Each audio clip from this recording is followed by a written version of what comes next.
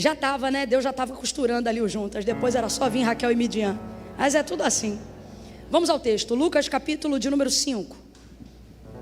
Era de Deus alguém trazer uma água aqui para mim, não era não?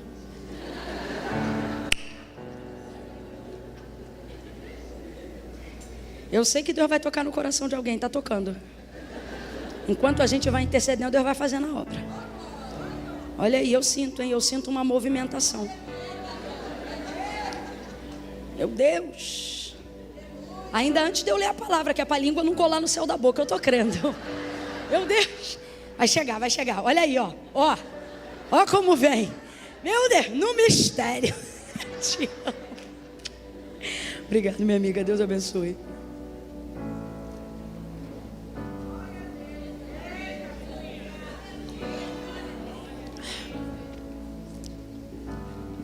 Versículo 1 em diante, diz assim, ó, preste muita atenção. Apertando a multidão para ouvir a palavra de Deus, estava ele junto ao lago de Genezaré. Lucas capítulo 5, gente, versículo 1 em diante. E viu 2 barcos à beira da praia do lago, mas os pescadores, havendo desembarcado, lavavam as redes. E entrando em um dos barcos, que era o de Simão, pediu-lhe que o afastasse um pouco da praia. E assentando-se, ensinava do barco. Diga comigo, ensinava do barco. Isso, diga de novo, do barco. Isso, e esse barco era de quem? Isso, do Pedro. Ensinava do barco a multidão. Quando acabou de falar, disse a Simão: faze-te ao mar alto e lançai as vossas redes para pescar. Gente, eu estava lendo ali uma versão da King James, eu amei, diz assim, ó, velejai para o profundo e lance o arrastão. E aí quem é pescador vai entender, é a forma de lançar a rede, bem como a própria rede. E lançai as vossas redes para pescar. E respondeu-lhe Simão: mestre, havendo trabalhado toda a noite, nada apanhamos, mas sobre a tua palavra lançarei as redes. E fazendo assim, colheram uma grande quantidade de peixes. Fala comigo, grande. Fala comigo, grande. Fala assim, muito grande. Acorda o teu vizinho aí e fala para ele, pesado. É, pesada a quantidade. De forma que a rede rompia. Então fizeram sinal aos companheiros que estavam no outro barco, para que fossem ajudá-los. E eles foram e encheram ambos os barcos, de maneira tal que quase iam a pique. De maneira tal que quase ia a pique. Agora fala para mim, por que que os barcos quase iam a pique? Por causa de quê? Não estava cheio, irmão, estava como? Muito cheio, muito pesado. A quantidade de peixes era grande, pesado. Olha para o vizinho de novo, fala, pesado.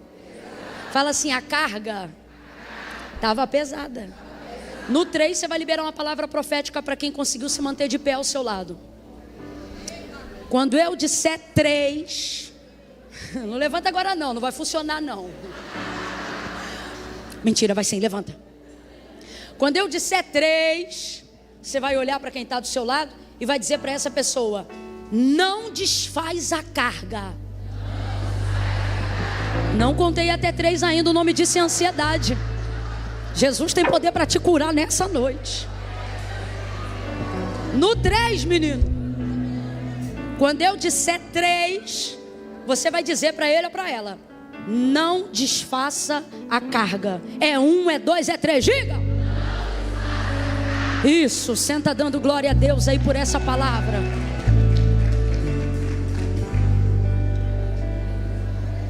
Glória a Deus. Cessa esse riso frouxo.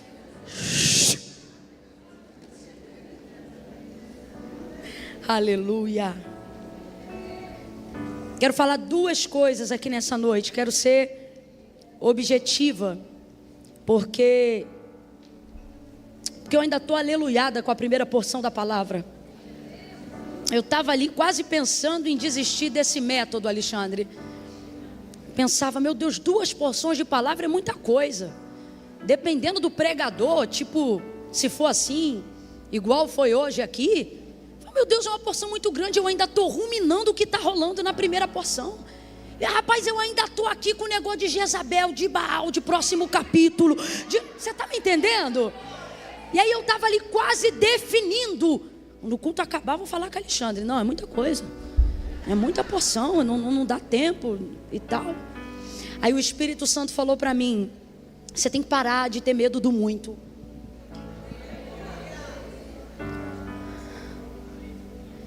E aí eu falei: Senhor, então me confirma a palavra dessa noite, porque esse texto é tão conhecido. Só eu devo ter umas 10 mensagens nele, já devo ter pregado mais de 150 só no capítulo. E aí ele falou para mim: não, mas hoje você vai falar sobre suportar a carga do muito, suportar a carga da bênção. E aí na mesma hora eu já senti Deus pelejando pela vida do Alexandre, dizendo: não vai desfazer o método, vai continuar tendo 2 porções quando tiver que ter. Falei: amém, 2 porções. Aí eu me lembro, por exemplo, de Eliseu, né? Estou falando com você e estou lembrando de Eliseu caminhando com Elias, vendo tudo que aquele homem, no poder do Espírito, foi capacitado por Deus para fazer, e ainda assim ter a ousadia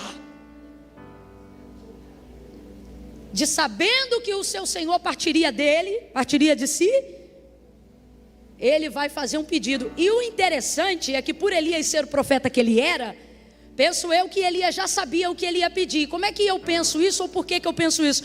Porque Eliseu já estava tentando deschavar da presença de Elias, já estava tentando deschavar da presença de Eliseu várias vezes, por pelo menos 3 vezes que eu me lembro registrado no texto. O texto diz que Elias, preparando-se, né, para se ausentar, porque ele sabia que ia ser retirado, e aí ele anda com Eliseu um cadinho num lugar, e ele diz assim para ele: espera aqui que eu vou ali. E aí Eliseu dizia: vive a tua alma, que eu não vou te deixar. Como quem diz: aonde você for, eu vou também. Até porque já havia acontecido ocasiões assim, e era comum que profetas se deslocassem dessa maneira.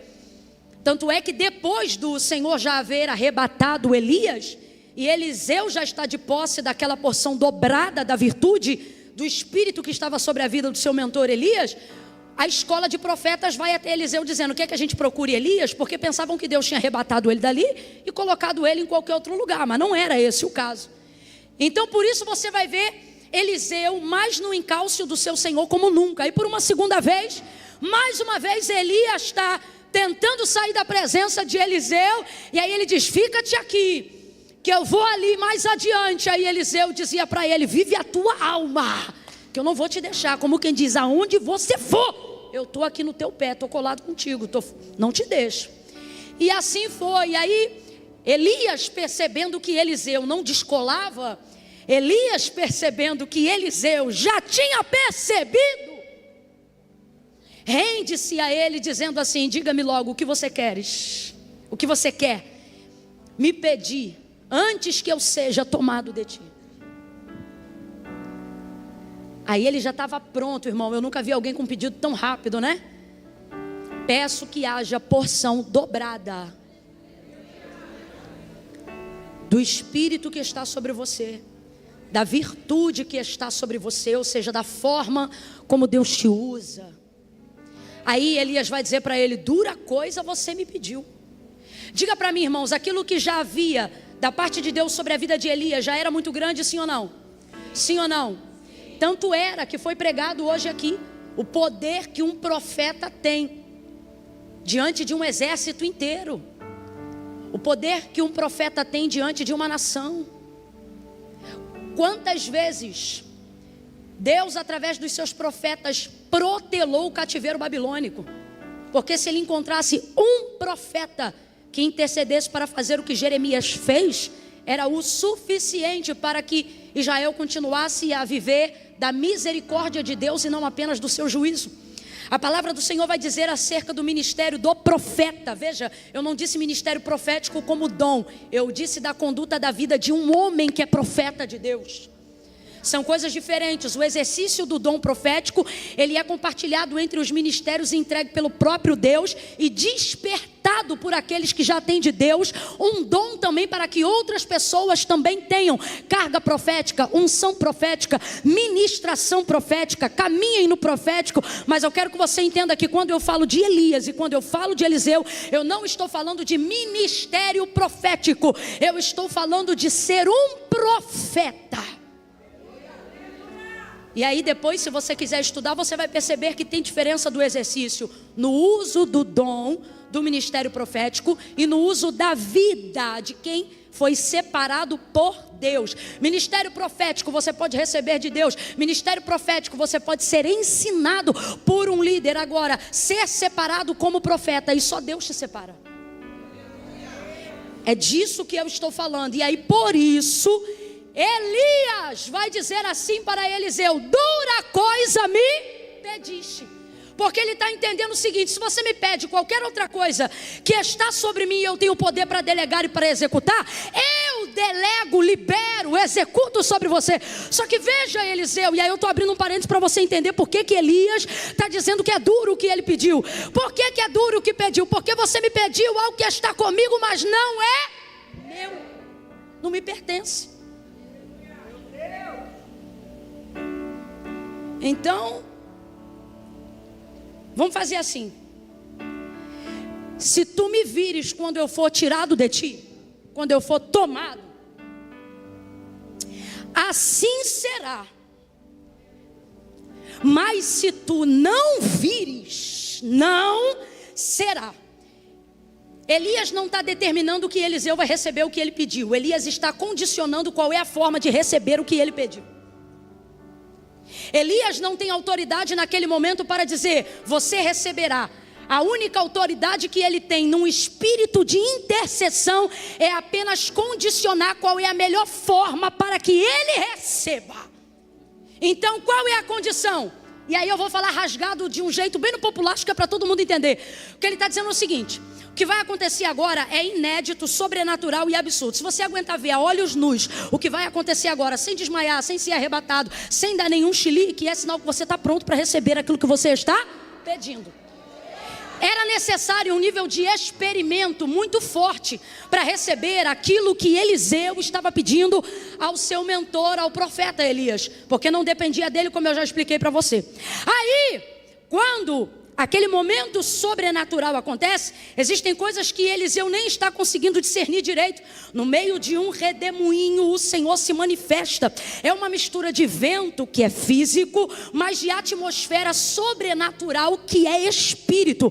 Vai consumir a matéria de Elias de uma maneira que a gente não sabe, se visível, se invisível, se virando poeira e sumindo no meio do vento. A gente não sabe, se aparecendo e desaparecendo, num abrir e fechar de olhos. Só que isso é precedido por uma manifestação espetacular. Quando eu digo espetacular, eu estou usando a propriedade completa da palavra espetacular. Os seus olhos vão ver um deslumbre absurdo de algo que a sua mente jamais conseguiu imaginar. E diante daquela visão totalmente sobrenatural, ele vai dar o grito que qualquer hebreu, que qualquer judeu dá quando acha que está prestes a morrer sem ter chance de sobreviver. E aí ele vai dizer: ai meu Senhor.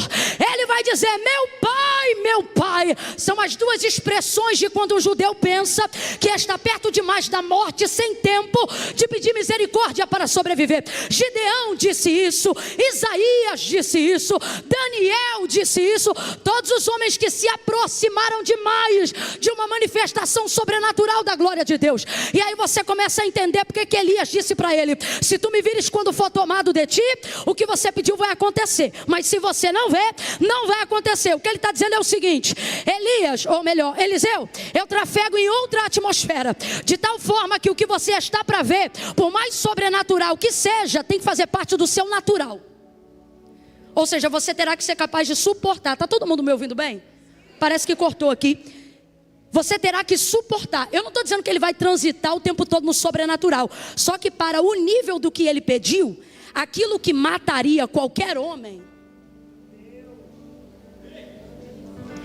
em razão do que ele pediu, aquilo que deixaria qualquer pessoa catatônica,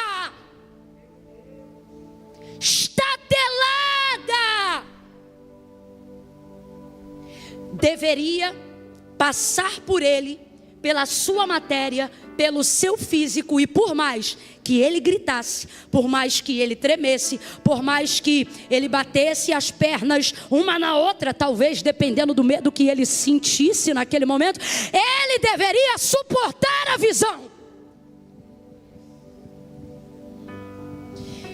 Todavia, pensando que vai morrer, ele grita: meu pai, referindo-se ao próprio Elias, carros de Israel e seus cavaleiros. Irmão, o entendimento superficial que eu tenho aqui, volto a dizer, superficial que eu tenho aqui, é que ele está tendo uma visão do céu na sua frente, de um arrebatamento completo, aonde algo sobrenatural vai atravessar a matéria física de um homem, e vai ficar difícil ele separar o que é realidade, o que é espiritual, o que é físico, o que é matéria, Você está me entendendo? Meu pai, carros de Israel e seus cavaleiros. E aí o texto diz que vem um redemoinho, e de repente ele sumiu. Estava aqui e sumiu. E parece cena de filme. O texto diz que a capa cai, e ele pega a capa. Aí eu te pergunto, a unção está na capa? O poder está na capa? A glória está na capa? O dom está na capa? Vamos, não tenha preguiça. A consagração está na capa? Não está. Só que a capa é uma evidência. Por que o restante da roupa não caiu? Por que não caiu a túnica também? Por que não caiu o cinto também? Só caiu a capa é evidência de que o que ele pediu a Elias, quem deu? Deus. É por isso que a resposta não depende mais da presença de Elias. Não, você não entendeu. Você está olhando para coisas palpáveis, visíveis, e está pedindo algumas coisas sobrenaturais por referências humanas que você tem.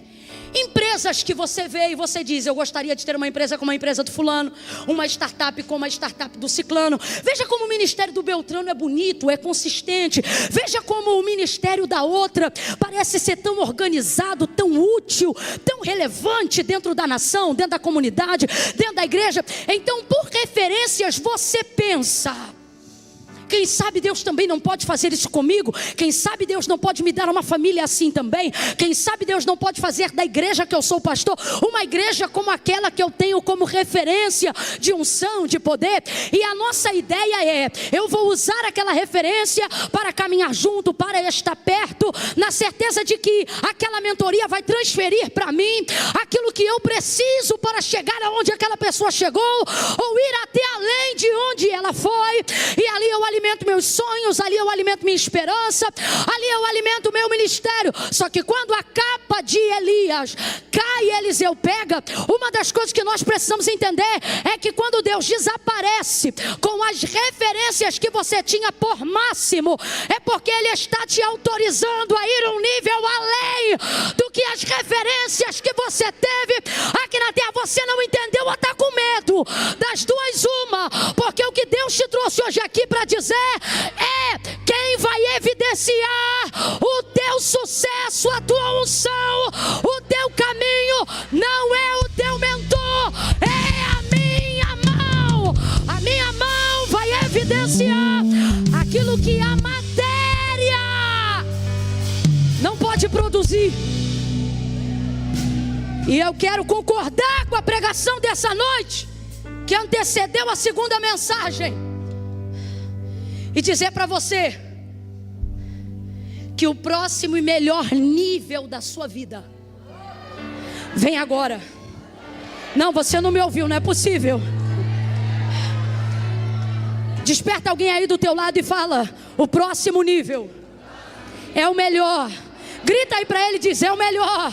Sacode alguém, incomoda ele e diz: e ele vem agora.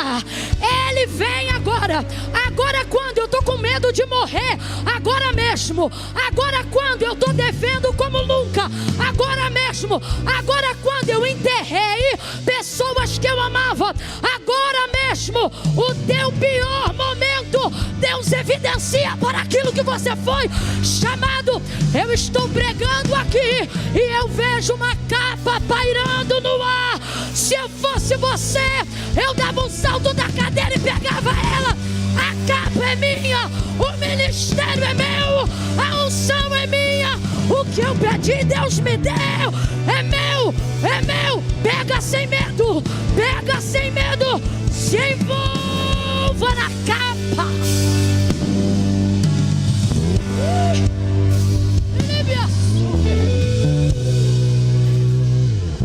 Aleluia. Camila, mas a leitura tem Lucas 5. O que Elias e Eliseu tem a ver com isso? Tudo. Eu estou falando de ministério, estou falando de vida, estou falando de futuro, estou falando da distância que tem entre o que você quer e o que você aguenta receber. E para quem quiser, esse caminho está aberto. Para quem quiser, esse caminho está aberto. Se puder deixar a luz acesa, eu agradeço. Porção dobrada da virtude, do poder que está sobre ti. Irmãos, o poder de Deus maravilha qualquer um que já tenha tido experiência com Ele. Ah, Camila, eu não sinto isso. Então você ainda não teve uma experiência com o poder de Deus. Irmão, com todo respeito a toda a tecnologia que as nossas igrejas carregam hoje, eu não estou falando de bateria, não estou falando de instrumento, não estou falando de luz, não estou falando de LED, não estou falando de pirotecnia, não estou falando de dopamina mental. Irmão, eu estou falando de unção. Estou falando de manifestação de poder de Deus a olho nu. Estou falando de ímpio se arrepiar e querer confessar pecado. Estou falando de gente vir correndo ao altar porque está sentindo tanto poder de Deus que se não confessar morre. Estou falando de poder de Deus. Quem já teve uma experiência com o poder de Deus sabe o quanto o poder de Deus é atraente. Quem já teve alguma experiência com o poder de Deus sabe o que é que leva um Moisés a dizer para um Deus: mostra-me a tua glória, mostra-me o teu rosto. Veja, ele nunca quis menos, ele viu coisas extraordinárias na peregrinação. Todavia, quanto mais ele convivia com Deus, mais ele queria saber. Irmãos, o poder de Deus é atraente como a pornografia nunca vai ser. O poder de Deus é atraente como a cocaína nunca vai ser. O poder de Deus é atraente como a maledicência nunca será. O poder de Deus é atraente como o dinheiro jamais será.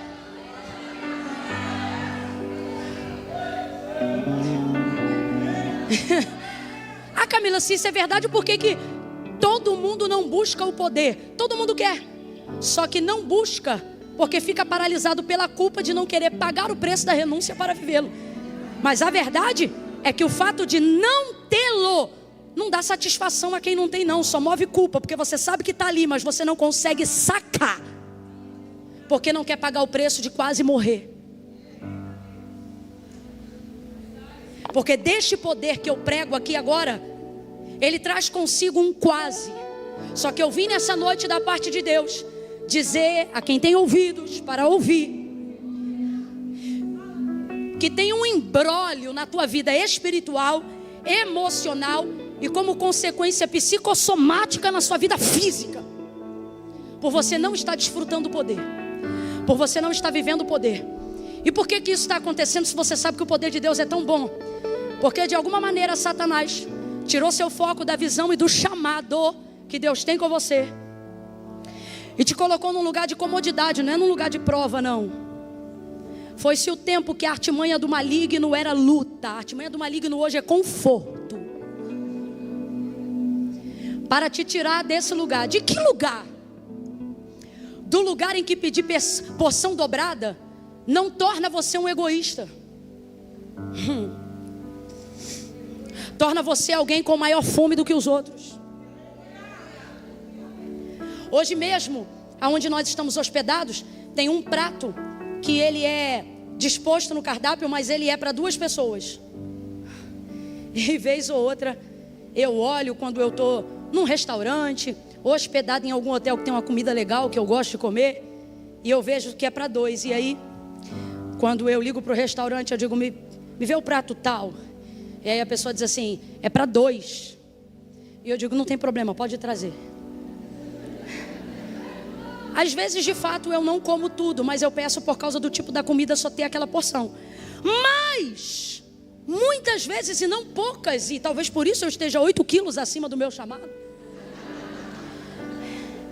eu como tudo. Mesmo sendo uma pessoa, eu consigo comer uma porção para 2 pessoas. Aí eu te pergunto, a porção para 2 é apenas para matar a fome? Não, é para consumir o desejo. Agora vem para o lado espiritual. Você vai entender, irmão. Quando você vai numa churrascaria, num rodízio, você vai num rodízio para matar a tua fome? É isso, gente? Vamos jogar limpo. Não é, irmão, coração, desce, vai. Picanha, vem, pode botar. Alcatra, fraldinha, contra filé, não sei o que, argentino, vem, filé, pá. A fome já foi embora há muito tempo, mas por que você continua comendo? Por que você continua comendo? Unção não se consome, se deseja. Poder de Deus é isso. Não é para ostentar, não é para performar. Eu quero para ficar famoso, não. Eu quero para ser conhecido, não. Eu quero para aquela minha geografia me desejar, não. Quem desejar assim não recebe a capa. Quem desejar assim não aguenta a carga. Será esmagado na própria motivação. Será esmagado na própria idolatria. Será esmagado na própria performance. Será esmagado diante da própria multidão. Mas Deus nos trouxe aqui para dizer, neste tempo, a fome se converterá em desejo. E como é que eu sei disso? Não temos anêmicos espirituais hoje aqui. Os anêmicos não vêm ao culto. Os anêmicos se saciam em casa. 5 minutinhos de devocional. Eu não preciso de um culto a mais do dia que já tem culto na minha igreja. Essa pessoa não tem fome. Ela é saciada numa noite de domingo, numa pregação no YouTube. Por que eu estou pregando essa palavra para quem está aqui? Porque Deus quer evidenciar o ministério de quem tem desejo. Tem gente aqui que sabe, tem um pouco mais,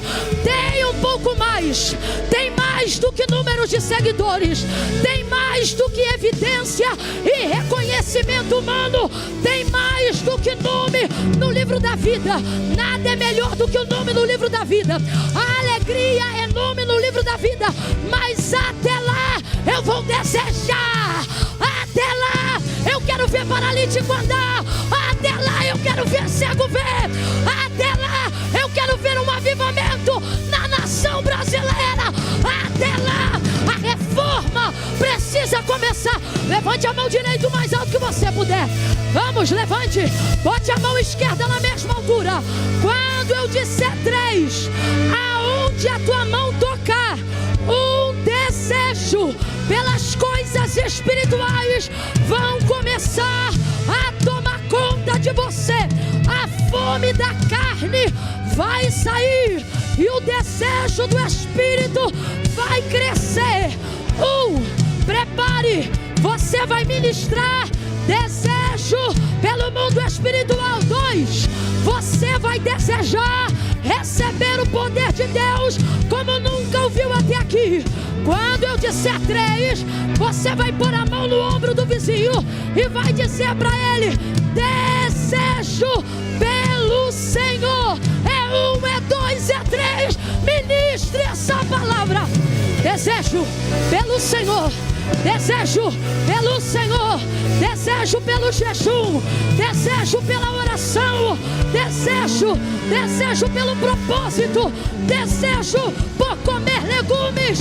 Desejo por se abster de carne. Desejo de sair da frente das telas. Desejo desejo de deixar um rastro de unção aonde você passar. Deseje a unção. Deseje a unção. Tenha fome da unção.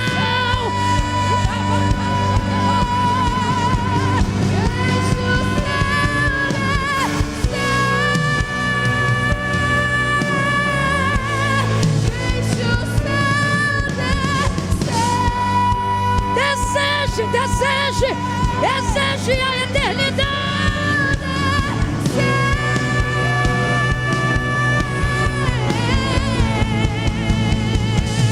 Pois teu é o reino.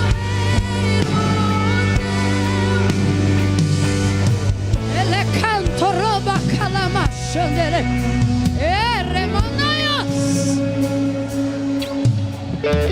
Camila, eu volto a perguntar. Camila, eu volto a perguntar a minha exegese, minha homilética. Não me deixar de perguntar. O que Pedro tem a ver com isso?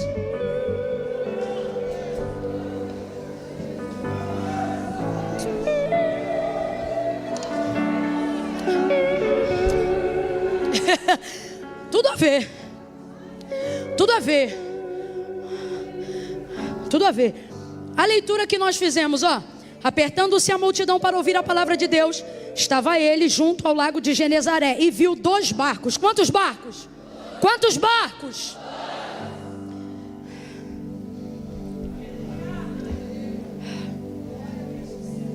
Estamos aqui falando nessa noite de uma porção excedente, de uma porção que você não aprende na escola dominical, de uma porção que você não recebe numa conferência de avivamento. Nós estamos falando sobre uma fome que continua depois que o culto acaba. Nós estamos falando sobre um desejo que não se supre, mesmo depois de você ter falado em línguas o dia inteiro.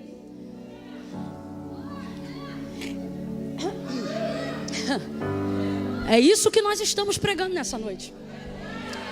Estamos falando sobre, por exemplo, estamos falando sobre caminhar com Elias, ver o que ele fez, e em vez de se intimidar dizendo: quem mais poderia fazer isso? Olhar para ele e dizer: eu vou fazer 2 vezes mais. É disso que nós estamos falando nessa noite. De alguém que vê o que quase mata e diz: se eu não morrer, eu quero. É de alguém cuja adrenalina da unção é maior do que o medo de morrer por ela.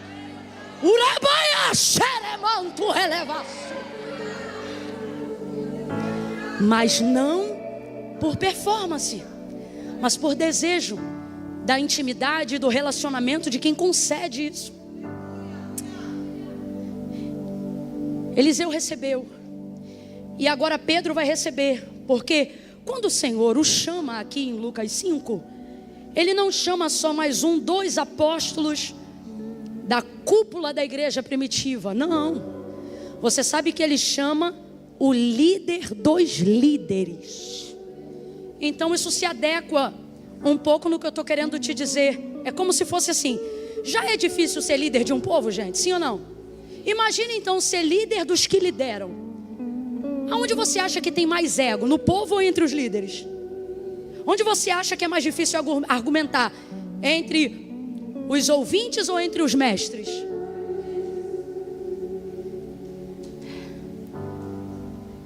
Isso tudo compõe o chamado de Pedro. Quem ainda está comigo, diga amém.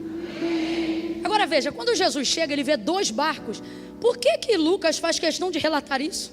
Que quando ele chega, ele vê 2 barcos. Se ele foi ali só para chamar Pedro. E para tanto ele faz uso do barco de Pedro.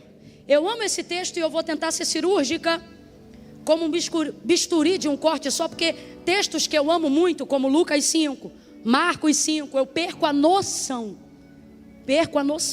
Fico com desejo de esgotar o texto. Mas eu preciso entregar somente o que Deus me falou. Ele viu 2 barcos e ele escolhe um barco. Qual barco ele escolheu, gente? Por quê? E aí eu quero confirmar o que eu disse na introdução da palavra.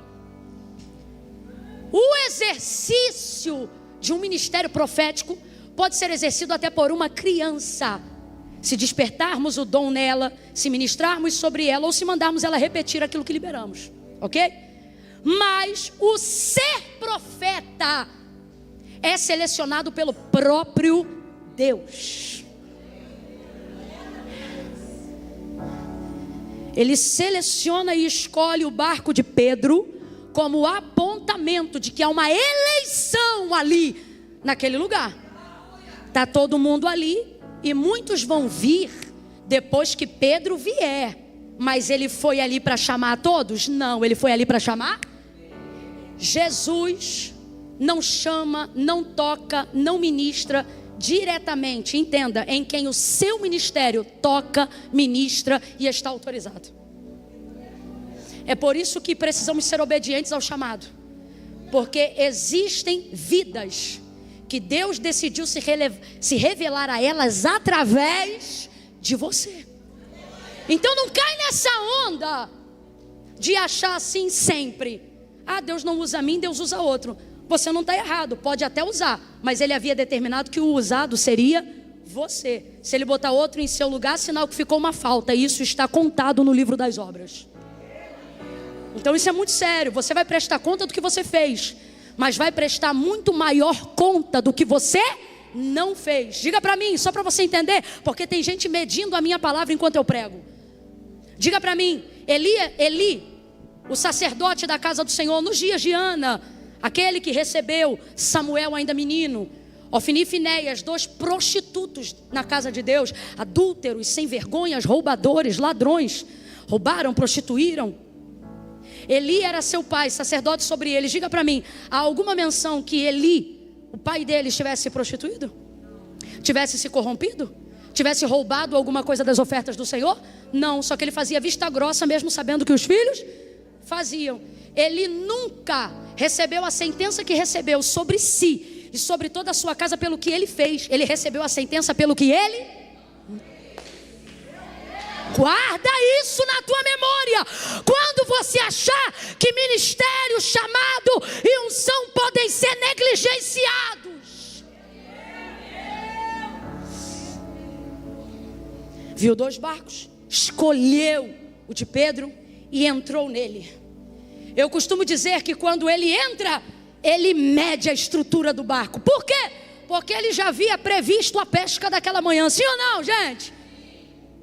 E eu tenho para mim que Jesus está pregando do barco de quem ele chama. E está medindo. Vai estalar. Aquele parafuso ele vai soltar. Eu que estou falando isso para você, para poder te fazer entender como Deus avalia a sua estrutura antes de te entregar a capa. Como Deus avalia a tua estrutura antes de entregar essa unção que você pede. Aí vamos supor que o barco de Pedro não estivesse preparado para aquela pesca. E agora eu não vou te dar cola, vou deixar você responder segundo a tua cabeça. Você acha de verdade que o barco de Pedro estava preparado para aquela pesca? Que bom, você é muito inteligente. Como é que a gente sabe que ele não estava definitivamente preparado para aquela pesca? Como que a gente tinha essa conclusão? Porque o texto diz o que para a gente? Que o barco ia quase o quê? Então ele não estava preparado para aquela quantidade. Aí isso agora é medida de fé, ok? Eu tenho para mim que se cumpre aqui o que disse o apóstolo Paulo. Ele escolheu as coisas que não são loucas. Eu vou falar um negócio que talvez você não crê agora, mas o futuro vai revelar. Você está sentado do lado de gente que porque mora onde você mora, que porque ganha igual ou menos do que você recebe, você pensa, com fulano não tem como. Só que o Jesus que usa a estrutura,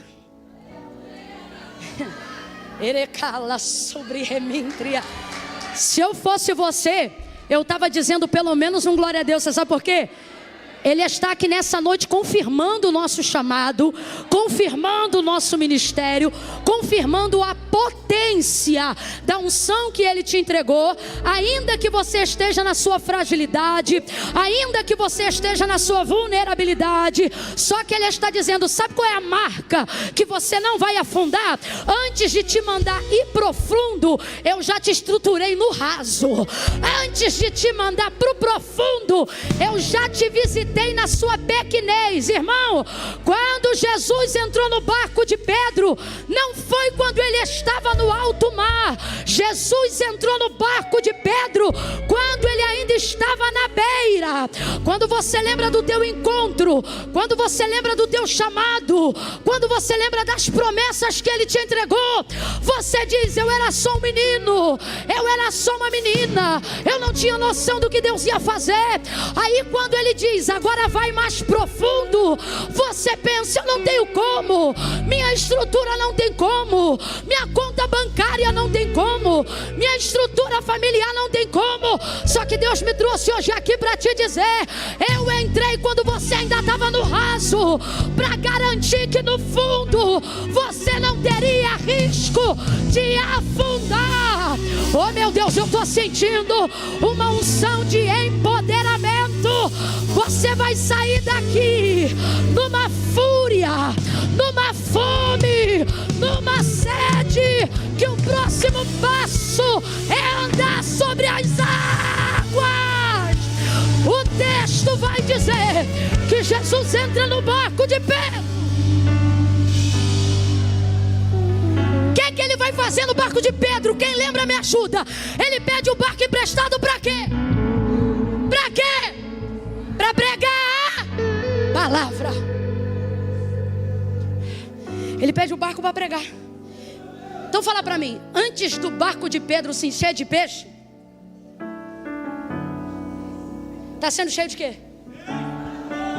Vambora, gente, não precisa de nenhuma revelação profunda não. O barco dele está sendo cheio de... É essa palavra que vai dar a estrutura que você precisa para ir mais profundo. Antes de vir o que evidencia, e agora eu encerro, a Eliseu, é por isso que é minha amiga, a Eliseu, a capa, a Pedro, os peixes, todo ministério, toda unção, todo chamado, aguarda um momento que evidencia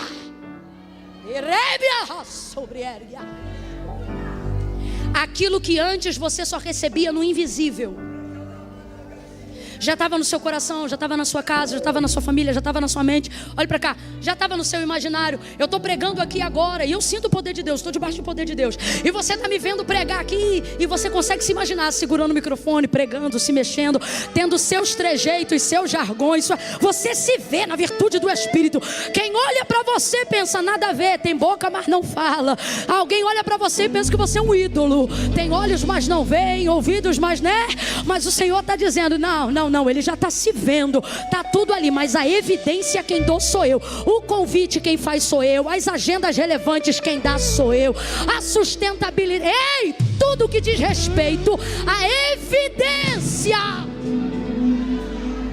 do seu chamado não depende só do quanto você crê, mas do tempo e da hora certa de Deus fazer acontecer. Até lá, o que eu faço? Deixa ele pregar no teu barco. Por favor, me ajude a pregar essa mensagem. Fala para 2 ou 3 aí. Deixa ele pregar no teu barco. Vamos, diga para os 3. Você só falou para um, vai. Deixa ele pregar no teu barco. Deixa ele pregar no teu barco. Deixa ele pregar no teu barco. Rapaz, Jesus está pregando no seco. O que tem no barco? A rede está sendo lavada, não está no barco. O peixe ninguém pegou. Está vazio, está pronto para se encher de palavra. Porque se tem rede, ocupa espaço. Se tem peixe, nem ali Pedro estava naquela manhã. Já estava em casa há muito tempo. Percebe por que ele está esvaziando todos os recursos no seu entorno? Ele vai preencher cada canto vazio da tua alma. Ele vai preencher. O que eu estou falando agora, eu falo debaixo do poder e da autoridade do nome de Jesus. Ele vai preencher cada canto frustrado da sua casa. Eu vou mais além. Quem não crê, coma menos. Mas quem crê, peça a porção dobrada. Ele vai preencher cada prejuízo financeiro que te envergonhou na tua família. Ele vai preencher cada área de escassez.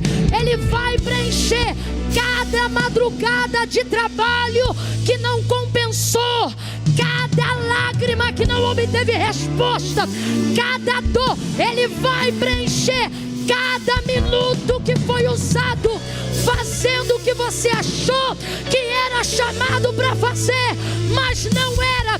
Ele vai contabilizar as horas extras, as horas perdidas, e Ele vai trazer uma evidência. Ele vai preencher cada cantinho da sua estrutura. Poderia dizer aqui, de polpa a proa.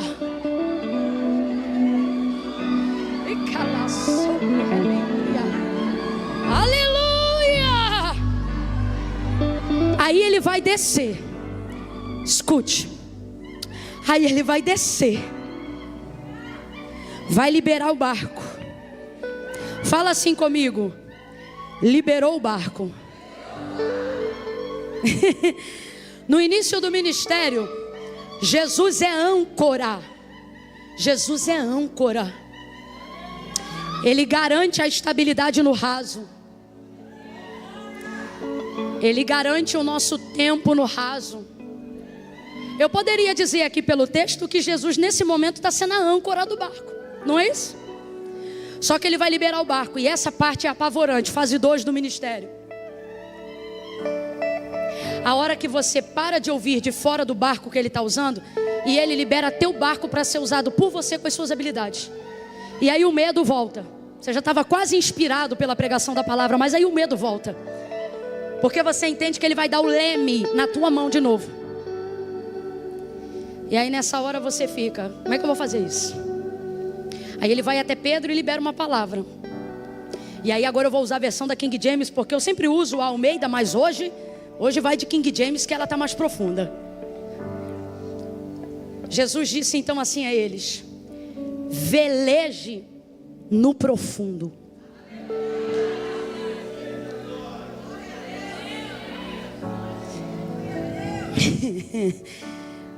Ai, gente, que nervoso. Sabe o dia que tu prega e Jesus está dizendo: estou falando contigo. Veleje no profundo. Aí ele: olha, havendo trabalhado toda a noite, nada apanhamos, mas por meio da tua palavra nós vamos lançar o arrastão. Essa é mais ou menos a versão da King James. Aí ele volta para o barco. E isso sempre mexe comigo. Mesmo barco, mesma rede, mesmo mar. É complicado no ministério quando tudo que você espera de Deus é um vai, mas Ele diz: voltai. Eu acabei de vir de lá, não tem nada. Mas por meio, em outras versões, porque mandas. Vou lançar a rede. Aí ele entra no barco, leva a rede que tinha acabado de ser lavada. Vai no mais profundo. O que isso significa? Significa que agora pela palavra ele foi um pouco mais além de onde ele estava antes. Eu tenho para mim que a profundidade também pode comprometer a estrutura do barco. A maré é diferente de um metro para o outro. Todavia ele lança o arrastão, lança a rede e ele puxa. E por muitos anos eu imaginava que o barco quase ia a pique pela puxada, pela tração da rede. Mas não, a rede aguentou levantar o peixe na superfície das águas. O problema não foi fazer o peixe subir. O problema foi encontrar lugar no barco para colocar eles. Duas verdades nesse contexto. Primeira, não é difícil a gente crer que Jesus tem pra gente tudo que Ele disse que tem com a gente. Difícil é trazer para a superfície. Vira pro teu vizinho só para ele entender e fala assim para ele: já está na rede. Já está na rede hoje pode ser compreendido dubiamente, então eu vou explicar, né? Já está na rede é uma parada que viraliza. Você pode dizer assim: cara, já está na rede. Imagina um vídeo que você quer que saia rápido, mas alguém diz: já está na rede. O que significa? Não pode mais ser tirado. Então veja, o já está na rede aqui para Pedro é o seguinte: tudo que falou já entrou aqui na rede, já está no arrastão. Agora, ou você solta e perde a rede, ou você puxa e tende a perder o barco. Olha o desafio. Terceira fase do ministério e eu encerro nela. Vamos por eliminação. O que é mais caro? A rede ou os peixes? Oi? A carga, não é? Os peixes. Vamos chamar de carga. O que é mais caro? A carga ou a rede? A carga. Então, quando a rede começa a se romper, o que Pedro faz? Larga a rede? Continua puxando, porque ele sabe que a quantidade de peixes ali compra outra rede. Então vamos de novo. O que é mais caro? A rede ou os peixes? Esquece o peixe, porque se tivesse menos peixe não valia a rede. Vamos falar a carga. O que é mais caro? A carga ou a rede? A carga. A carga compra a rede. A carga paga mais um bocado de outras redes se aquela rasgar. Então ela começa a romper, diz o texto, mas ele continua, porque a carga vale. Isso é profético, quem tiver ligado vai entender. Quem não tiver, eu não posso explicar tudo. Olha para quem está do teu lado e diga: a carga vale. Vamos, diga com mais fé, diga: a carga vale. A carga vale. Tem coisa que a gente suporta, seja no trabalho, seja na família, seja na igreja. Não é porque a gente é bonzinho, não é porque a gente é ungido, não. É porque a carga vale. Vamos parar de hipocrisia e vamos falar a verdade. A carga vale, irmão. Tu não está com esse homem só porque ele é bonito e cheiroso, não. Porque tem dia que ele fede mais do que gambá. Mas é porque quando você pensa no todo, você diz: vale. Carga vale. É um combo. Então você segura a rede, sim ou não? Sim ou não? Sim ou não? Só que o texto vai dizer que agora que já subiu com os peixes, já subiu. O que é isso? Já começou a aparecer evidência do teu futuro, do teu ministério, do que Deus falou. Talvez você está até hoje aqui um pouco desanimado com coisas que você queria ver e não viu, queria ter e não teve. Mas se você lembrar onde você estava e aonde você está, o que você já teve e o que você tem, irmão, Deus já evidenciou coisa dessa. Não, eu estou mentindo, irmão? Irmão, minha canela era russa embielada. Essa menina aqui, quando eu conheci, tinha um vestido jeans e uma sapatilha de pano. Tô mentindo? Eu tô mentindo? Não esqueço. A Bíblia manda a gente tomar a nossa cama e andar com ela. Menina! Então tem coisa que você está vendo que Deus está falando lá na frente? Tem. Mas se eu parar para olhar o que Deus já fez até aqui, é muito. Olha para o teu irmão e fala: já tem muito peixe aí nesse barco. Já teve cada garopa nesse barco, cada namorado, cada dourado. Fala o nome de um peixe aqui. Cada tambaqui, cada tucunaré. Não é? Tem peixe. Fala pro vizinho: esse barco tem peixe. Esse barco tem peixe. Só que não era 1, 2 ou 3. Era a carga toda. Sabe que rede sugere esse texto? E por isso a versão na King James é arrastão. É o tipo de rede que tem um pêndulo na ponta, que depois que ela pega a quantidade de peixes, olha o que Deus faz.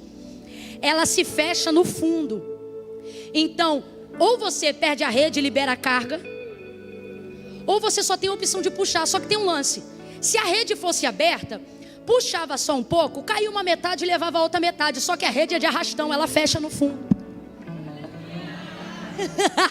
Eu estou achando graça, porque Deus te trouxe hoje aqui para dizer, tu está tentando ver se a rede fica mais leve para você botar no barco, mas Deus me trouxe hoje aqui para dizer, não vai perder nada, vai entrar tudo, e você vai ficar com a carga toda. Meu Deus, me ajuda a pregar, me ajuda pelo amor de Deus. Olha para o vizinho aí e fala, você vai ficar com a carga toda. Já era, essa rede é de arrastão. Você vai ficar com a... Não vai se perder ninguém da tua casa, não vai se perder nenhuma de todas as palavras que o Senhor liberou a teu respeito. É rede de arrastão. Fechou o fundo, fechou o fundo, fechou.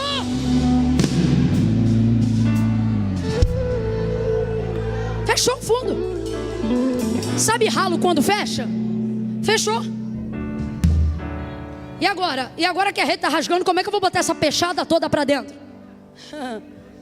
Aí você vê por que Lucas faz questão de dizer que ele viu.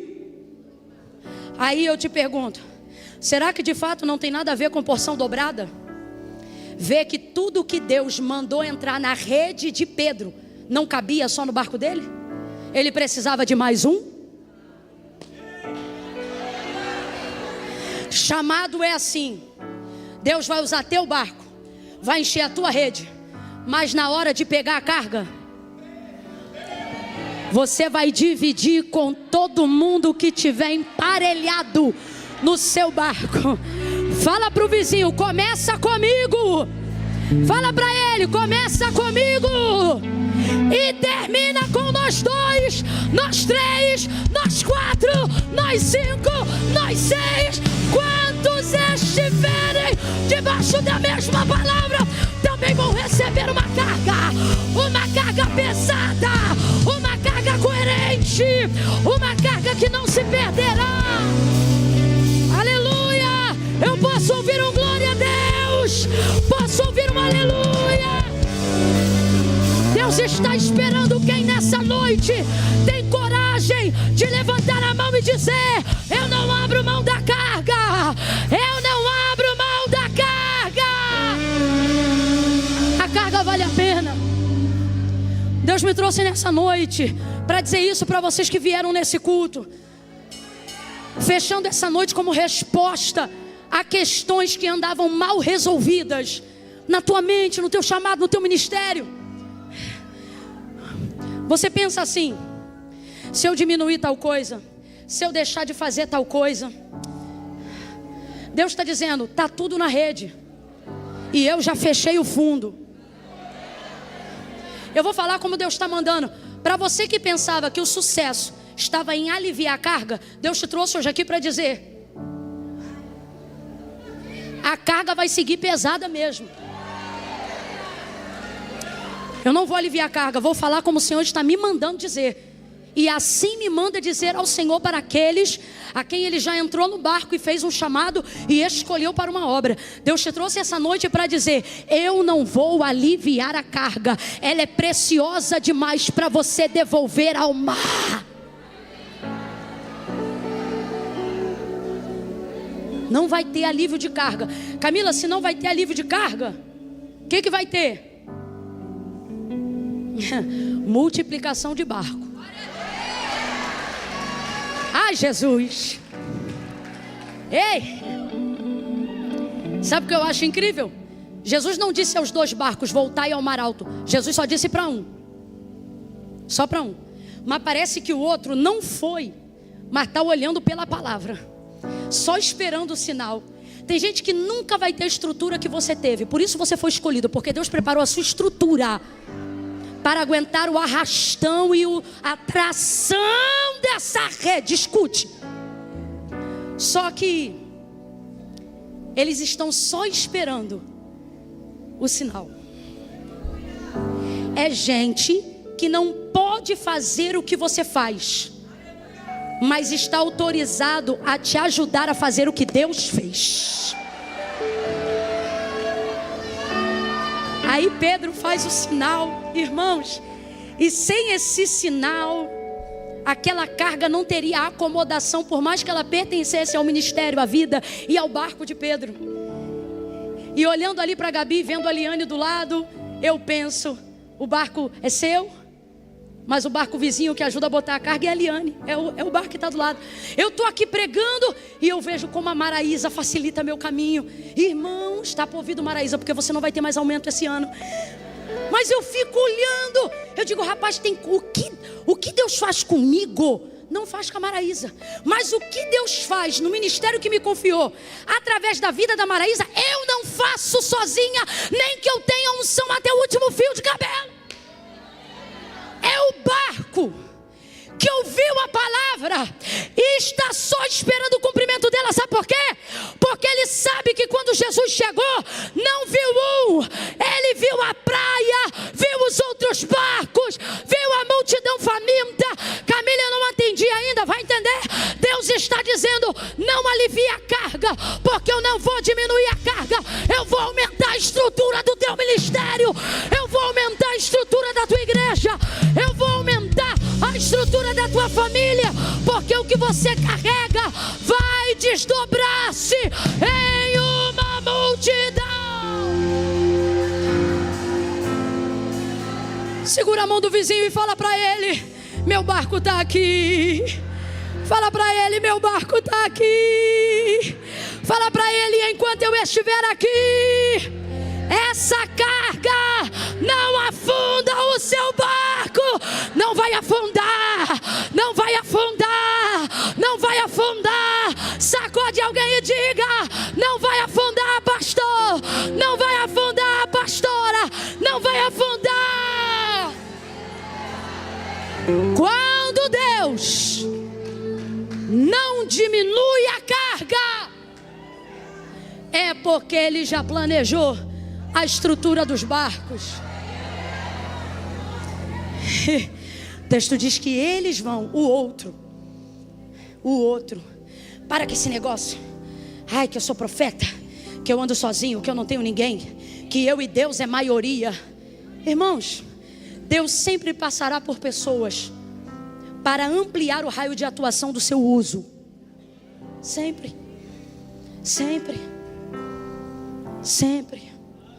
A visão da igreja não é uma visão de heróis. A visão da igreja é uma visão de unidade coletiva.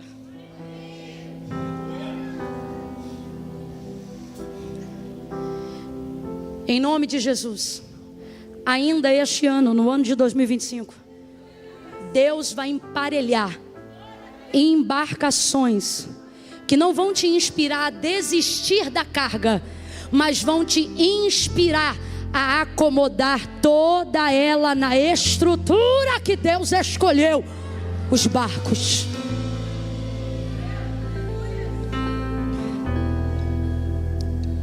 Ele sai dali, peixes no barco, homens no barco, barcos na margem, carga capturada, tudo redondo. Estalou. Teve terapia no processo? Teve. Teve remédio tarja preta quando a água começou a entrar? Teve. Teve crise? Teve. Teve discussão? Teve, porque o barco estala, a água entra, é normal. Mas não vai afundar. O texto diz assim, ó, e o barco quase foi a pique. Fala comigo, quase. Eita, que se a gente fizer a retrospectiva de 2025, hein?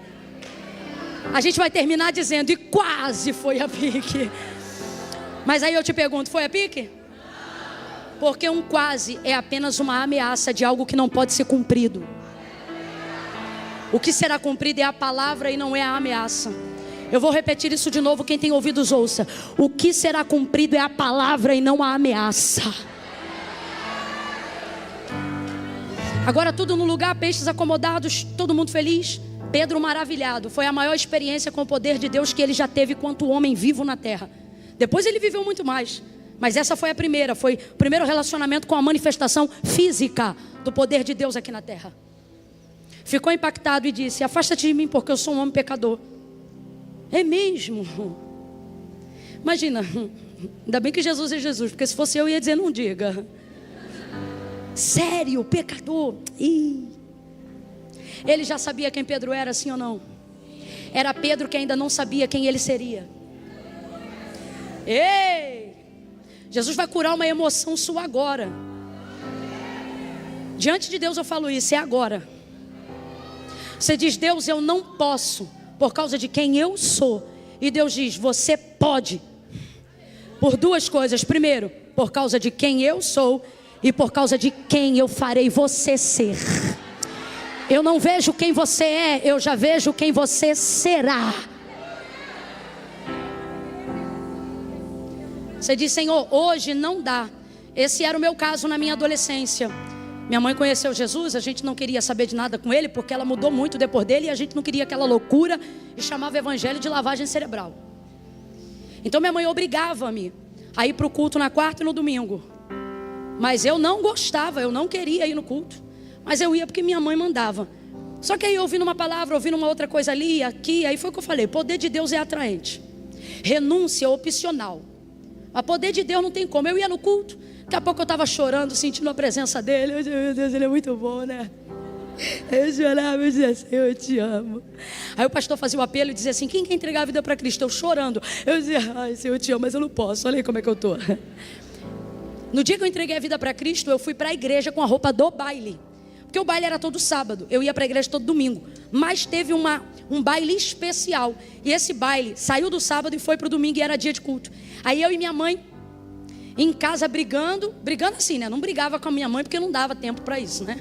Mas era uma forma de dizer, tentando argumentar. E aí minha mãe, eu dizia: mãe, eu não vou para a igreja hoje. Ela dizia: você vai para a igreja? Eu não vou. Você vai? Eu não vou. E aí eu falei assim: ok, então, eu vou, mas eu vou com a roupa do baile. Ela disse: vai do jeito que você quiser. Tá bom.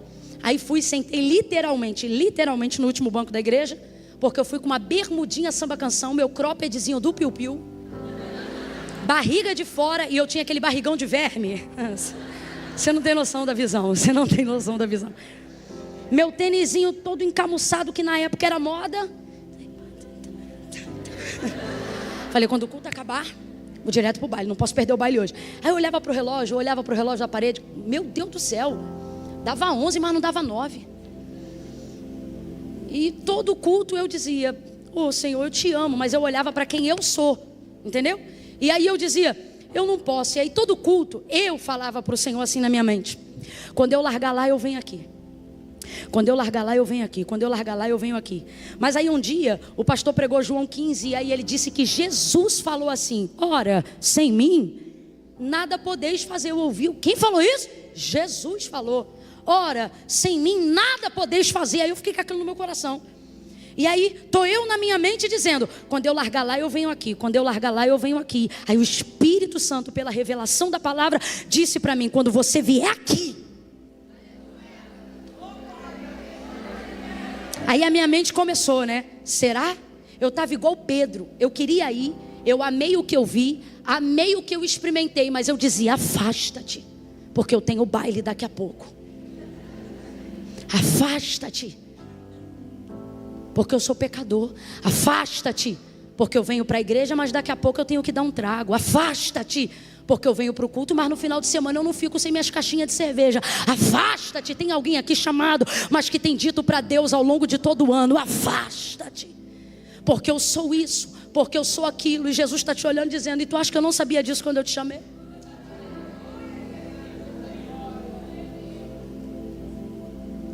Eu sei que nesse dia eu falei: meu Deus, como é que eu vou? Como é que eu vou? Como é que eu vou? Eu peguei o corredor da igreja, era uma igreja batista tradicional, daquela bem silenciosa. Não se falava glória nem aleluia. Vai eu pelo meio do corredor, irmão. Daquele jeito que eu te falei. No dia que eu entreguei a vida para Cristo, eu me lembro de entregar eu e mais duas senhoras, bem velhinha, como quem diz assim: aquelas estão entregando porque, né? Mas essa aqui não deve estar entendendo. Eu sei lá o que o povo pensou. Eu sei que naquele dia, depois de ter a consciência do que eu estava fazendo, a emoção foi embora na hora. E desde então eu aprendi que salvação não é emoção, é decisão. Eu me lembro que eu cheguei em casa e eu disse para minha irmã mais velha, que era minha parceira de eventos. Eu disse para ela assim: Elaine, tu não acredita o que eu fiz hoje? Assim, chateada. O quê? Ela sabia que eu ia para a igreja sempre? Veja, eu ia para a igreja sempre. Eu ia para todos os cultos sempre. Veja o poder da confissão pública de fé, irmão. Fazia mais de 1 ano que eu frequentava a igreja sempre, mas minha vida não mudava. Porque o que muda não é o que os outros dizem que você tem que fazer, é quando você entende o que você tem que fazer. Confessar a Jesus é mais do que um rito de fé. É um decreto nas regiões espirituais que muda a sua vida para sempre.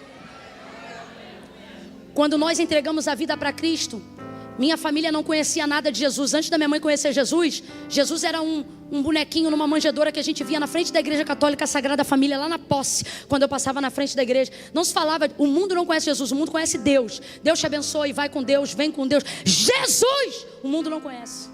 Estou falando de mundo, tá? Lá em casa não era parceiro do evangelho, era mundo. Mundo! Acordava de manhã, o som já era. É coisa séria. Estou falando de mundo. Minha mãe não era amiga do evangelho. Não, minha mãe era do outro negócio. Minha mãe era... Falando de mundo. E a gente não tinha essa noção de quem era Cristo. Nós não tínhamos. Estou falando de nós. Mas quando nós fizemos nossa confissão de fé, não havia nascido na minha casa que conhecesse ao Senhor. Hoje, não há nascido na minha casa que não tenha sido consagrado no altar do Senhor. O poder de uma confissão. É por isso que Deus olhava para Abraão e não via um homem, via uma nação. Não via um homem, via uma geração.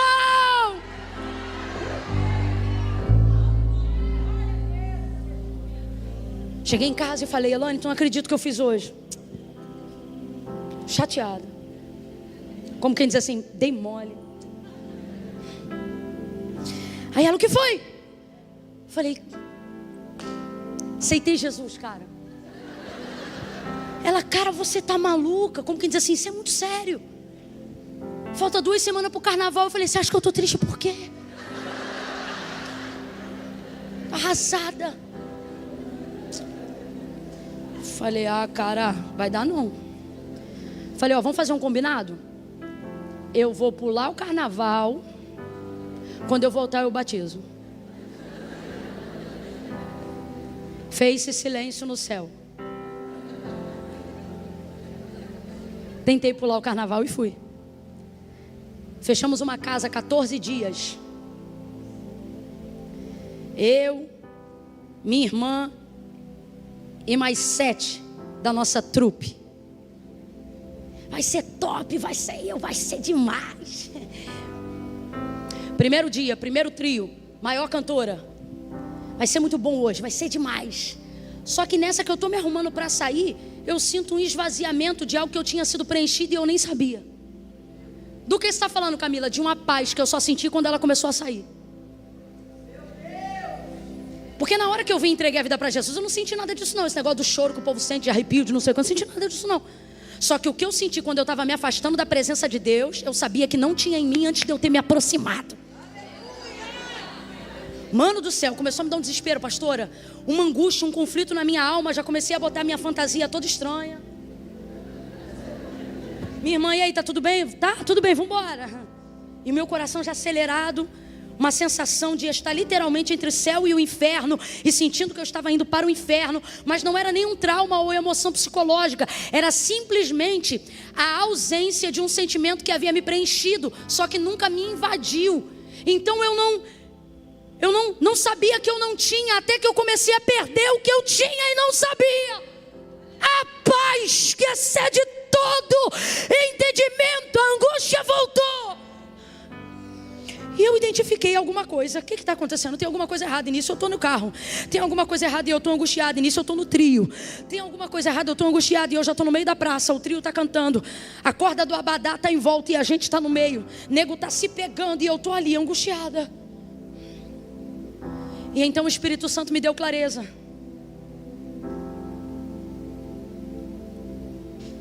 Ele não compactua das coisas que você compactua. Então você tem que fazer uma escolha. E ali naquela hora eu entendi exatamente qual era a escolha que eu queria fazer. Porque o que eu havia sentido com ele, eu nunca mais poderia viver sem sentir sem ele. Virei para minha irmã, no melhor momento da festa de quem estava ali, não minha. Começou a armar um temporal, daqui a pouco um trovão veio no céu, nunca mais eu vou esquecer. Irmão, quando você já está angustiado e troveja, a angústia aumenta. Eu estava angustiada, quando trovejou, a angústia aumentou. Eu virei para minha irmã, peguei ela no braço na hora e falei, vamos embora, cara, Jesus está voltando. Diante de Deus, eu estou aqui no altar, em Deus fala a verdade, não minto. Falei, Elane, vamos embora que Jesus está voltando. Eu estou sentindo na minha alma, é o apocalipse. Comecei a pregar. Comecei a pregar, comecei a falar. Eu perturbei tanto a minha irmã, eu perturbei tanto aquele grupo, que a gente tinha ficado na casa para fechar por muitos dias. Eu me lembro de dar coisa que está no isopor e tal, e todo mundo entrar no carro e vir embora, porque eu comecei a compartilhar com eles a sensação de que alguma coisa ruim ia acontecer.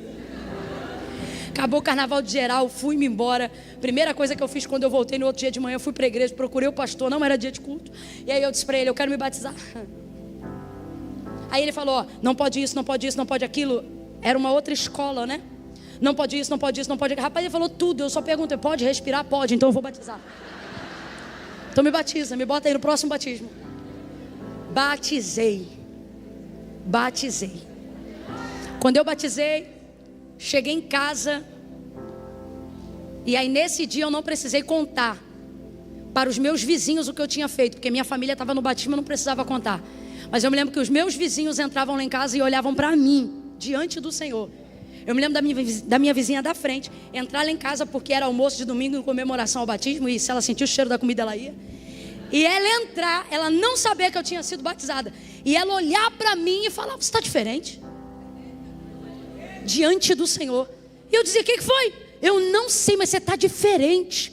Nunca mais eu esqueço. Ela falou assim, tem uma áurea em você, uma energia, tem uma coisa diferente ali. Eu comecei a chorar e eu entendia, o Espírito Santo está me enchendo da sua presença, a ponto de que as pessoas estão percebendo que algo mudou. Entrega o teu caminho ao Senhor, confia nele. E o mais? Era isso que Pedro precisava entender. Pedro, não é por causa de você, é por causa de mim. E o que cabe a mim? A decisão, a escolha. Eu aceito esse chamado, eu aceito esse ministério. Jesus não vai te obrigar. Ele não disse para nenhum daqueles que ele escolheu, você é obrigado. Não. Ele chamou. Quem entendesse o chamado, vinha. E é isso que ele está fazendo com algumas pessoas aqui agora. Preste atenção, eu vou pedir você para ficar de pé agora, mas eu quero repreender agora um efeito natural de ficar de pé no final do culto. Não sei se é um espírito, se é o que minha avó chamava de bicho carpinteiro. Na hora que a gente fala, fica de pé. Mano, olha para cá. Você ficou até agora, cara, você não vê que é uma loucura isso? Não, Camila, mas é porque já deu, meu irmão, já deu tua hora 9h40. Se fosse para levantar, tu saía 10 horas. Quando você deu 10 horas, você vai, loucura, vou embora. Fazia mais sentido. Aí agora que a gente vai orar, para o culto terminar, você levanta e quer sair disparado. Eu queria te falar que a igreja não está pegando fogo, que 5 minutos ou 10 lá fora não muda nada, mas aqui dentro pode mudar até anos da sua trajetória. Então não se apresse em sair da presença do Senhor. Ah, Camila, mas é que eu estou achando que já está aumentando a carga. Aguenta ela, não desfaz dela não. Fecha ela até o final. Fica até o amém. Contudo, se você precisar sair, não, Camila, recebi um zap agora, está pegando fogo, e a tua ida até lá vai diminuir a chama, aí você vai. Eu quero dar uma oportunidade agora para quem sabe que tem um chamado, tem um ministério, mas não está conseguindo olhar para Cristo, só está conseguindo olhar para si mesmo e dizer, eu não posso agora, eu não tenho condições agora. E Deus me trouxe aqui para poder dizer para você, olha para mim, diz o Senhor, eu já vejo quem você será, mesmo que você só veja agora quem é. Entrega o teu caminho ao Senhor, confia nele. E o mais, e tem muito mais. Fala aí para o vizinho, a porção é dobrada. Teu chamado é grande, hein? Teu chamado é grande. O que Deus tem com você é grande, hein? Só que requer uma decisão pessoal, e ela é sua. Toda a igreja de pé agora, em nome de Jesus.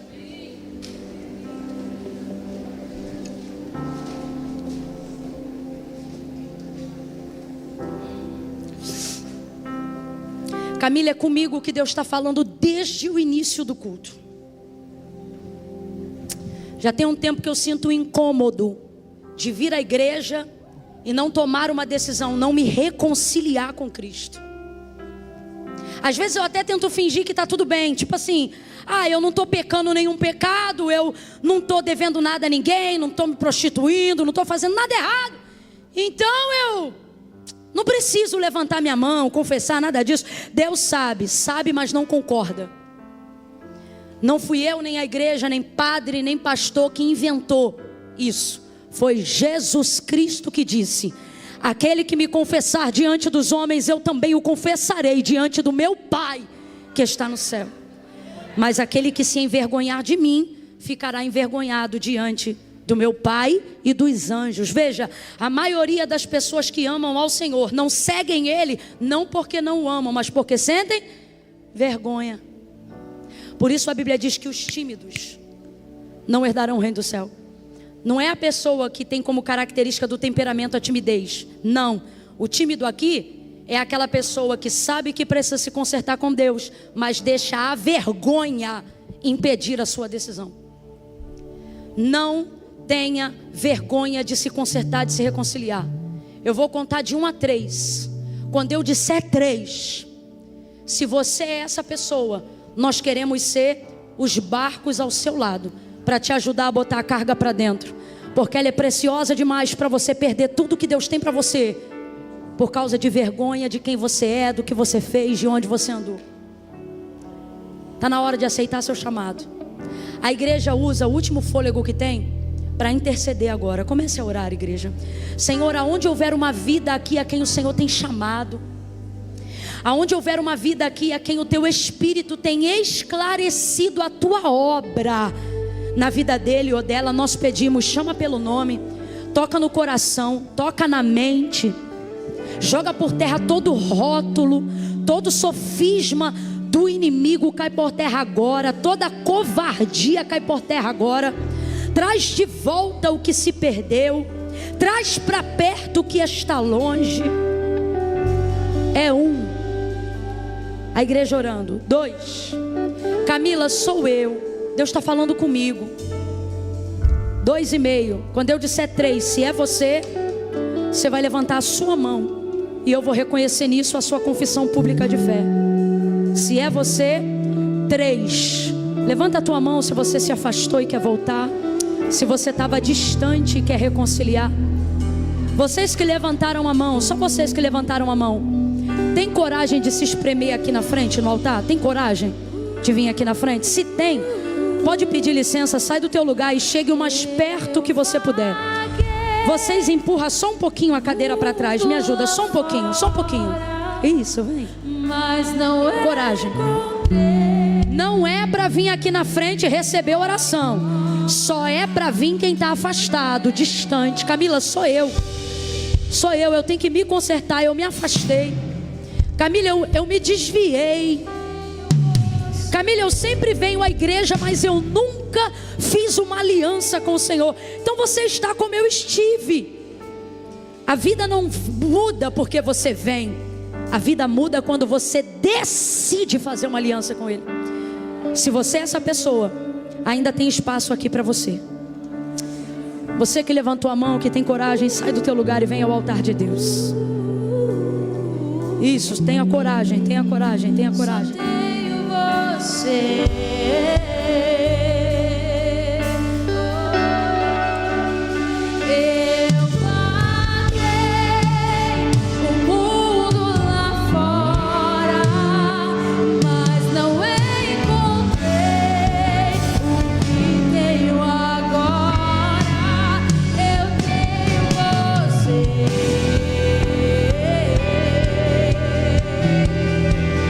só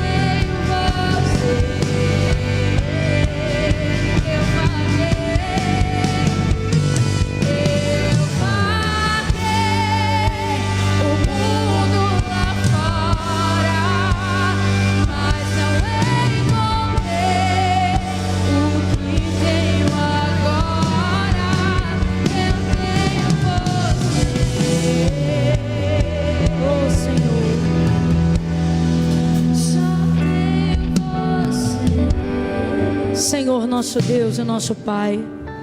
Pai, em nome de Jesus, nós estamos aqui diante da Tua presença. Aqueles que comigo estão de mãos estendidas agora sobre a vida daqueles que aceitam o chamado à salvação, o chamado a perdão dos seus pecados e os chamados, Senhor, para um desejo espiritual cuja carne não pode mais prevalecer contra esse desejo. Por isso nós intercedemos e oramos agora por cada um deles, por cada uma delas, em nome de Jesus. Aonde houver alguém que estendeu a mão, Senhor, que está aqui agora no Teu altar, nos corredores, de joelho ou em pé, te clamando, nós concordamos agora. Tua palavra diz que tudo que nós ligamos na terra, o Senhor ligará aí no céu. E tudo que o Senhor ligar aí no céu, está ligado aqui na terra. Nós ligamos agora o perdão dos seus pecados. Cobre eles com Teu sangue. Apaga a transgressão, toda a sentença do inferno, toda ameaça cai por terra agora. Toda acusação vencida e sem força, agora mesmo, em nome de Jesus, saia da vida deles. Escreve os seus nomes no livro da vida. Torna a dar a alegria da salvação para aqueles que estão retornando. E enche do Teu Espírito e de alegria aqueles que estão Te confessando pela primeira vez. Em nome de Jesus. Diga assim comigo, você que está no altar: Senhor, eu Te confesso que a minha alma pertence. Vamos, igreja, vamos ajudá-lo. Que a minha alma pertence ao Senhor Jesus. Me recebe. E que a minha vida seja para a glória do Teu nome, todos os dias, a partir de agora, para sempre, enquanto eu viver. Em nome de Jesus. Diga amém. A igreja pode aplaudir ao Senhor por essas vidas. Tem gente com coragem para sair do lugar e ser o barco vizinho? Sai do lugar e dá um abraço em quem está aqui na frente. Quem puder, abraça o coleguinha aí do lado. Abraça ele, abraça ela. Homens com homens, mulheres com mulheres. Procura alguém, dá um abraço nele aí, dá um abraço nela, por favor. Sai do teu lugar, mova-se em direção a alguém. Abrace essa pessoa, abrace a ela, abrace ela, abrace ela. Diga, a carga não vai ser aliviada, mas a estrutura está sendo alterada. A igreja pode adorar. Minha vida inteira, me vestindo com roupas novas. Minha cabeça me deu um lugar na mesa. Volte para o seu lugar adorando essa canção. Diga, chegou na minha tormenta, me livrou em meus problemas, transformou minha tristeza e mudou minha vida inteira. Diga, me vestiu com roupas novas, minha cabeça me deu um. Nós vamos encerrar esse momento pedindo: leva-me a esse lugar. Leva-me ao lugar. Restaure a sua intimidade com Deus. Restaure o seu desejo. Só você e eu desfrutamos o momento. Diga, te amo, meu papai.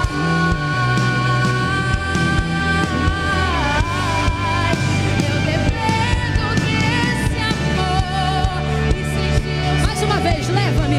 Só mais uma vez, Débora. Leva-me ao lugar. Só a igreja. Só a igreja. Declare isso. Só você. Fale de coração. Te amo. Deus te abençoe, Porto Velho.